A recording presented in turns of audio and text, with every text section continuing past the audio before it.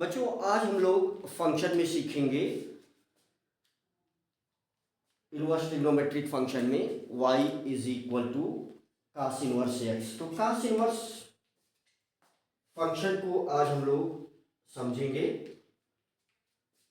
तो सिंपल सी बात है कि हमें जो है क्या जानना है, हमें जानना है इस फंक्शन इनवर्स ट्रिग्नोमेट्रिक फंक्शन का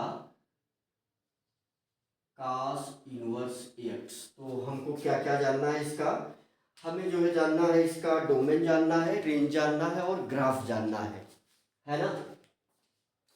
तो बहुत मोटी मोटी सी बातें हैं इसमें जिसको हम कर लेते हैं। तो जैसे हमें ये पता है बच्चों कि ये अगर कोई फंक्शन डिफाइंड है ना, अगर कोई फंक्शन डिफाइंड है, हमें पता है कि कोई फंक्शन अगर डिफाइंड है, function r and y is equal to cos x, है ना। हमें पता है कि r और y is equal to cos x। तो इसका ग्राफ हम लोग जानते हैं कि कुछ इस प्रकार से होता है। अगर इसके ग्राफ को हम देखें तो ये ऐसा है और y is equal to cos x। इसका ग्राफ कैसे बनेगा, कुछ इस प्रकार से, है ना। ये ग्राफ आता है, ग्राफ है इसका y is equal to cos x का, है ना। तो ये ग्राफ किसका है, y is equal to cos x का। और अगर हम हॉरिजॉन्टल लाइन टेस्ट करें इस प्रकार से, तो आपको भी पता है कि ये फंक्शन मैग्नीमन इंटू फंक्शन है, y is equal to cos x मैग्नीमन इंटू फंक्शन है ना। तो यहाँ से जो है ये है हमारा 0 और ये है pi by 2 comma 0, pi by 2 कामा 0, है ना, पाई बाई 2 कामा 0। और ये क्या है, ये पाई है ना। यहाँ से 0 कामा, ये है 0 कामा 1। और अगर हम इसे इस प्रकार से ऐसे मिला दें तो ये क्या हो जाएगा, 0 कामा -1, है ना। और ये है हमारे पास माइनस पाई बाई 2 कामा 0, ये पाई कामा 0, है ना, पाई कामा 0। तो इस प्रकार से इसका कुछ ग्राफ इस प्रकार से आता है। और ये क्या है, मैग्नीमन इंटू फंक्शन है, y इज इक्वल टू, और ये r है ना। तो y is equal to cos x मैग्नीमन इंटू फंक्शन है, ये मैनी 1 इंटू फंक्शन है।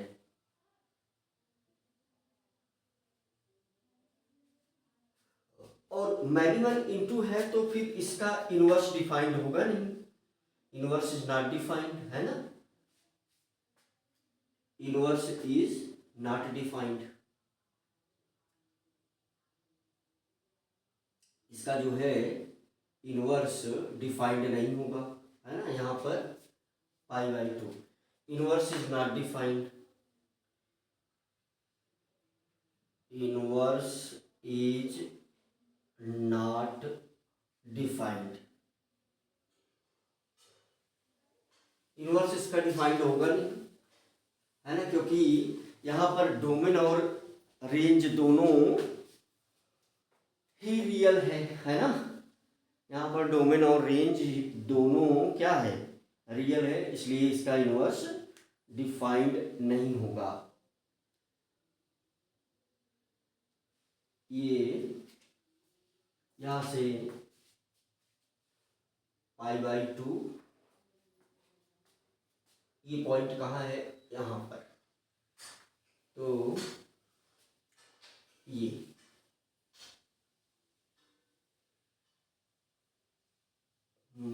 ये हो गया हमारे पास -π, है ना, पॉइंट यहाँ पर है। तो ये है, ये पॉइंट है π,0, है ना, और यहाँ पर ये वाला पॉइंट है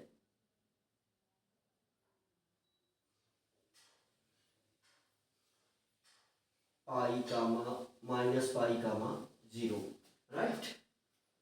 तो अगर हम इसे रिस्ट्रिक्ट कर दें, इसके डोमेन और रेंज को रिस्ट्रिक्ट कर दें, तो ये यहाँ से जो है फंक्शन का इन्वर्स डिफाइंड हो जाएगा। पहले हमको क्या करना होगा, इसको 1/(1)(2) बनाना होगा। तो यहाँ से आप देख सकते हैं कि अगर हम इसको यहाँ से रिस्ट्रिक्ट कर दें इस प्रकार, तो लेकिन ये कहाँ से कहाँ तक डिफाइंड है, तो ये जो है 0,π से, है ना। तो यहाँ पर जो फंक्शन डिफाइंड होगा, f जो है कहाँ से कहाँ तक डिफाइंड है, तो f बच्चों, f जो डिफाइंड है 0,π से, है ना। तो ये फंक्शन 0,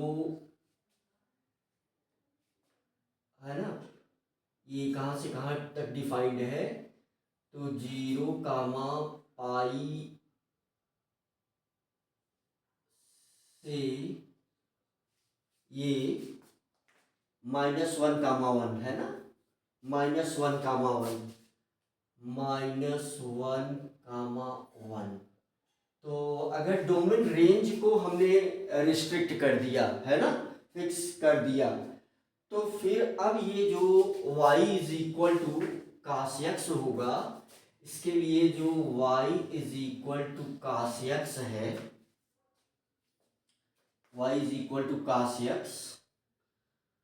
तो यहाँ पर बच्चों ये जो है, ये जो ग्राफ बनेगा इस प्रकार से, इसका ग्राफ जो है वो इस प्रकार से, है ना, ये जो इसका ग्राफ बनेगा वो इस प्रकार से, है ना, इसका ग्राफ इस प्रकार से बनेगा, राइट। तो अब ये जो है 1/1 है। अगर हम vertical line, sorry horizontal line test करें, तो ये फंक्शन जो है 1/1 है। तो इसका इन्वर्स हम डिफाइन कर सकते हैं। आप जो है लाइन ड्रा करेंगे, तो ये 1/1 फंक्शन है ना। हम हॉरिजॉन्टल लाइन अगर टेस्ट करते हैं, तो ये सभी हॉरिजॉन्टल लाइन इस ग्राफ को 1 पॉइंट पर ही कट कर रही है ना। तो इसलिए इसके एक इनपुट के लिए अगर हम थीटा की वैल्यू, है ना, यहाँ पर अगर थीटा की वैल्यू हम 0 ले लेते हैं तो y की वैल्यू 1 आ जाएगी। अगर हम पाई ले लेते हैं तो -1 आ जाएगी, है ना। तो y = cos इनवर्स x, इसका हम अगर, अब हम क्या करते थे कि हम रेंज और डोमेन को बदल देते थे, है ना। डोमेन जो है वो क्या बन जाती थी, रेंज बन जाती थी, और रेंज जो है वो डोमेन बन जाती थी। तो इससे जब हम इसका इन्वर्स डिफाइन करेंगे, तो हमारे पास जो फंक्शन है वो -1 to 1, -1,1 से 0,π इंक्लूडेड है। तो ये y is equal to cos inverse x, y is equal to cos inverse x, अभी ये डिफाइंड है ना। तो इसका जो ग्राफ आता है बच्चों, इसका हमें ग्राफ बनाना है। ये 1-to-1 फंक्शन है, 1-1 फंक्शन है, तो ये इन्वर्टिबल भी है और इसका डोमेन जो है इनपुट -1 to 1 है और आउटपुट जो है वो 0, है ना। तो इसका जो ग्राफ आएगा वो कुछ इस प्रकार से आता है। तो 3 चीजें हमें क्लियर होनी चाहिए, है ना। हमें जो है 3 चीजें क्लियर होनी चाहिए। ये ग्राफ इसका कुछ इस प्रकार से आता है ना। इसका ग्राफ जो है कुछ इस प्रकार से आता है। तो है ना, ये ग्राफ है इसका। तो हमें 3 चीज मिल गया। यहां पर डोमेन ऑफ फंक्शन क्या है, यहां पर डोमेन ऑफ फंक्शन क्या है, तो है ना, पॉइंट जो है ये 0, और तो डोमेन ऑफ फंक्शन हमें याद रहना चाहिए। Domain of inverse trigonometric function है -1 to 1, है ना, -1, 1, ये हमें पता है। और जो थीटा की वैल्यू है ना, जो रेंज है, रेंज ऑफ फंक्शन ये है 0, और ग्राफ ही हमने देख लिया, y is equal to cos inverse x, है ना। ये बहुत मोटी मोटी बातें हम लोगों ने डिस्कस किया। और 3 चीजें हमें सभी फंक्शन के विषय में कल भी हमने डिस्कस किया था और कुछ क्वेश्चन करके भी हम समझेंगे। कल भी हमने डिस्कस किया था कि हमें किसी भी इनवर्स ट्रिग्नोमेट्रिक फंक्शन के लिए 3 चीजें जानना है।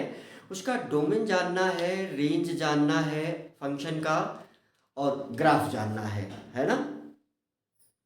Domain, range and graph. तो बच्चों हम लोग क्वेश्चन करके और समझते हैं इन चीजों को, है ना। तो बहुत मोटी मोटी बातें हम लोगों ने डिस्कस किया। कल भी हमने यही ऐसे ही आपको बताया था, है ना, कि हमें पहले फंक्शन को इन्वर्टिबल बनाना होगा, उसके बाद ही हम उसका इन्वर्स लिख पाएंगे, है ना। तो फंक्शन को इन्वर्टिबल बनाने के बाद ही हम लिख पाएंगे, है ना। तो ये कहाँ से कहाँ तक, ये जो है 1, 0, और ये है हमारे पास π/2, 0,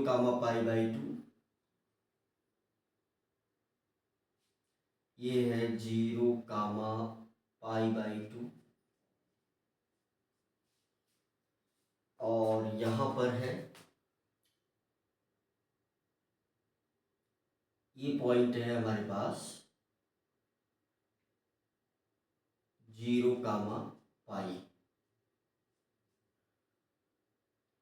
यहाँ पर है इनपुट जो है, अगर हम इसमें -1 रखते हैं तो एंगल कितना होगा, पाई, है ना। तो ये कुछ,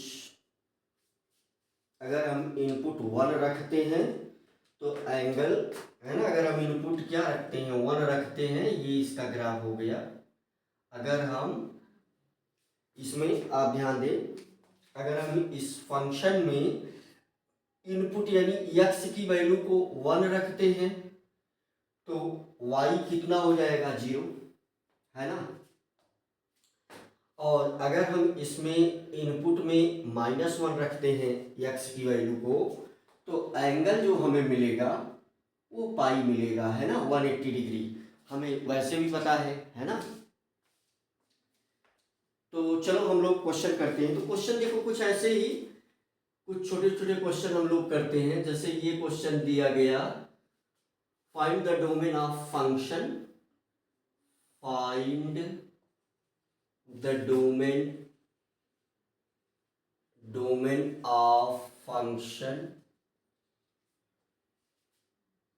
cos इनवर्स x, है ना, cos inverse, find the domain of function y is equal to cos inverse, y is equal to cos inverse 2x minus 1। हमें इसके लिए डोमेन निकालना है, सॉल्यूशन। तो कल ही की तरीके से अगर हमको पता है कि इसमें इनपुट कहाँ से कहाँ तक है, -1 to 1, है ना, तो हम इसका डोमेन आराम से निकाल लेते हैं, है ना। तो cos इनवर्स x का जो डोमेन है y इज इक्वल टू, इसका मतलब कि y is equal to cos inverse x। तो हमें पता है कि ये x जो है, x ग्रेटर देन, है ना, इक्वल टू -1 के भी है और ग्रेटर देन इक्वल टू +1 की भी है ना। तो अब इसके लिए जो है 2x माइनस 1, है ना, y इज इक्वल टू, इसके लिए क्या होगा, y is equal to cos inverse 2x minus 1। तो इसके लिए सिंपल सी बात है कि -1 less than equals to 2x minus 1 less than equals to 1। इसको हम सॉल्व करेंगे तो ये 2x क्या आ जाएगा, 2x ये लेस देन इक्वल्स, ये 0 है और इधर 2 है ना। तो यहाँ से अगर हम देखेंगे तो 0 लेस देन ये equals to x and less than equals to 1। तो फाइनली हमें इस फंक्शन का डोमेन क्या मिल गया, डोमेन ऑफ cos इनवर्स 0, 1, है ना। तो डोमेन ऑफ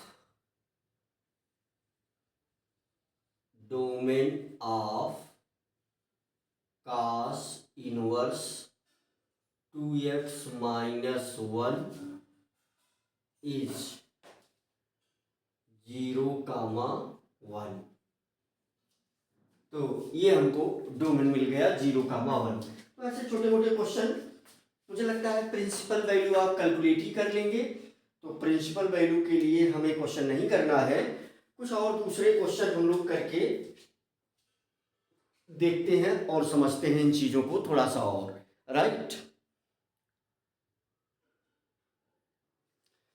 तो बच्चों हम यहाँ पर आपको कुछ होमवर्क दे देते हैं, 1-2 क्वेश्चन, और फिर एक क्वेश्चन हम आपके साथ करेंगे, है ना। तो यहाँ पर एक नोट ये है कि ये जो cos इनवर्स x फंक्शन है बच्चों, वो डिक्रीजिंग फंक्शन है ना। तो यहाँ एक नोट हम जरूर लिख लेंगे। नोट क्या लिखेंगे, नोट हम लिखेंगे कि cos inverse x is a decreasing function, है ना। तो cos inverse x is a decreasing function. और जब हम 1/2 फंक्शन पढ़ रहे थे तो उसमें हमने बताया था कि इंक्रीजिंग या डिक्रीजिंग फंक्शन जो है वो 1/2 होता है ना। तो इसका इनवर्स लिखा जा सकता है। तो इस पर हमने चर्चा किया था। प्रिंसिपल वैल्यू के लिए 1-2 क्वेश्चन बेटा हम आपको होमवर्क दे रहे हैं, इस क्वेश्चन को भी आपको करना चाहिए, फिर हम आपके साथ एक क्वेश्चन करेंगे, ठीक है। तो देखो कुछ ऐसे, अभी ये बहुत छोटे छोटे और यू कैन से बहुत इजी क्वेश्चन जिस पर आपको प्रैक्टिस करना चाहिए। तो पहले आप ये क्वेश्चन देखिए। तो क्वेश्चन है आपके पास, find principal value, find principal value, है ना, फाइंड प्रिंसिपल वैल्यू। तो किसकी किसकी हमें प्रिंसिपल वैल्यू फाइंड करना है, तो ये हो गया आपका होमवर्क, और एक क्वेश्चन हम आपके साथ भी करेंगे। ये आप पहला हो गया cos इनवर्स √3/2, दूसरा सवाल हो गया cos इनवर्स -1/2, तीसरा क्वेश्चन हो गया cos इनवर्स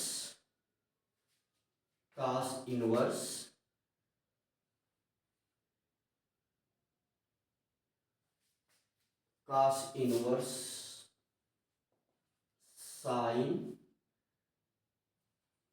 cos इनवर्स 1/2, है ना, cos इनवर्स 1/2। तो ये क्वेश्चन आप जरूर ट्राई करें, और हम आपके साथ एक क्वेश्चन दूसरा करते हैं, है ना। तो ये होमवर्क हो गया, 1 2 3 क्वेश्चन आप शुरुआत वाले क्वेश्चन जरूर ट्राई करें भाई। बिना क्वेश्चन किए हुए कंसेप्ट क्लियर नहीं होते, इसलिए हमें क्वेश्चन करना चाहिए, है ना। तो एक दूसरा क्वेश्चन हम आपके साथ करेंगे। तो बच्चों हम आपके साथ एक क्वेश्चन करते हैं फटाफट। ये एक क्वेश्चन ऐसा है बच्चों,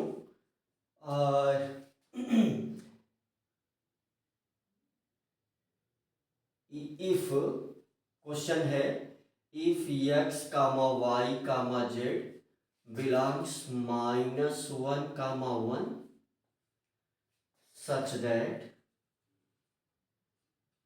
cos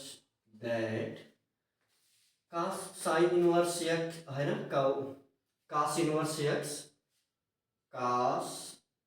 inverse x plus cos inverse y plus cos inverse z is equal to 3π, then find the value of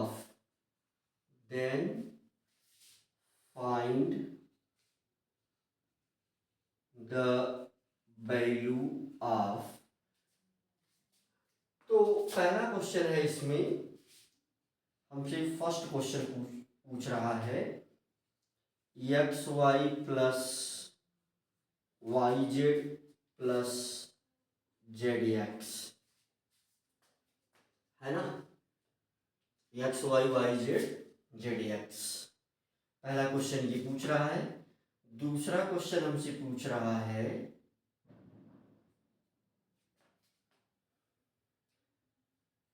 zx plus y plus y z plus x, है ना, plus x z plus y, है ना। इन दोनों की values हमको बताना है, और ये कुछ चीजें गिवन है हमको। तो ये छोटे छोटे क्वेश्चन इस प्रकार से हम ट्राई करके अपने कंसेप्ट को आगे बढ़ा सकते हैं, राइट। तो ये दूसरा क्वेश्चन हम आपके साथ ट्राई करेंगे, ठीक है। चलो हम जल्दी से इस क्वेश्चन को कर लेते हैं।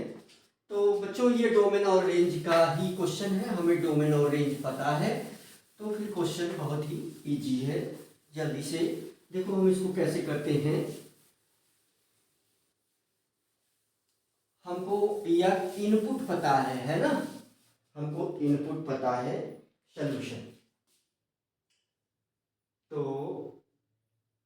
सॉल्यूशन देखो, हमें इनपुट x की वैल्यू पता है ना, तो वो कहाँ से कहाँ तक है, -1, है ना। तो सिंपल सी बात है कि यहाँ पर x, y, z belongs -1 to 1, है ना। तो इसका मतलब कि हमको इनपुट पता है, एक ये बात बहुत ही क्लियर है। तो यहाँ पर एक्स और y z, x y z, तो एक्स ले है ना -1 है, तो -1 < एक्स < 1 है ना। तो -1 वाई भी ऐसे ही है, -1 < y < 1, ऐसे ही हमारे पास जेड भी है। तो -1 < z < 1 है ना। तो अगर हमें इनपुट पता है तो हमें जो है, हमें इसका आउटपुट भी पता चल जाएगा, है ना। -1 पर 0 से पाई, तो इट इम्प्लाइज, तो ये 0 है ना cos इनवर्स x पाई, है ना। तो ये 0 से पाई के बीच में लाई कर रहा है। तो यहाँ से फिर 0 cos इनवर्स y